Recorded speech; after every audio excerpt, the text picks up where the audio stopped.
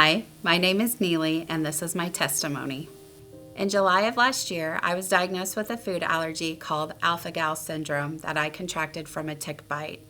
This food allergy causes you to be allergic to all mammal meats and mammal byproducts, so that was a huge change in my life.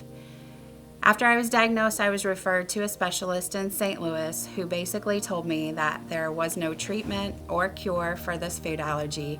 I was attending a church service and Pastor Chad gave a word of knowledge about food allergies. And I remember thinking in my mind that it could be for me, but then he went on to mention something about a gluten allergy, so I did not go forward to be prayed with. And as I left church that day, my daughters questioned me and asked, "Mom, why didn't you not go forward? Why didn't you have somebody pray with you about your food allergy?" And I spent the next week under some conviction over that. I felt like I had missed an opportunity to go forward and have someone pray with me about my diagnosis. When I came to church the next Sunday, another church member came forward and was giving her testimony about how God had healed her the previous Sunday from her gluten food allergy. And I remember listening to her testimony and just really connecting with her and relating to all the things that she was saying. And after she gave her testimony, Pastor Chad said that he felt like God still wanted to heal some people from food allergies. And he gave an opportunity for people to respond. And I stepped forward and prayed with a member of the ministry team. And so I did what any normal person would do with a food allergy. I left church that day and I went straight to a restaurant and I ordered a ribeye, something that I had not eaten for 9 months.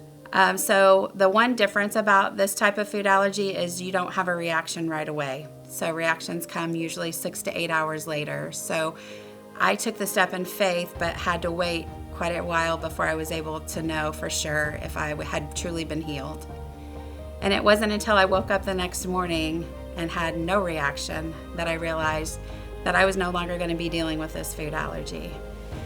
When I was originally diagnosed, I was a level 26 for alpha-gal, which is considered a level 4 extreme allergy. After my healing, I had my blood tests redrawn, and I'm happy to report that my blood tests are now down to a 2. I tend to be one of those people who doesn't want to burden God or bother God with what I consider to be small things. And so I never once had considered going to God and asking Him to just heal me or deliver me of my food allergy. When I got the diagnosis, I just felt like it was going to be something else that I would just have to deal with, and I could deal with it. You know, I feel like sometimes the devil wants us to focus on the fact that there are people around us who are dealing with much bigger things, and that we don't need to go to God or turn to God for things.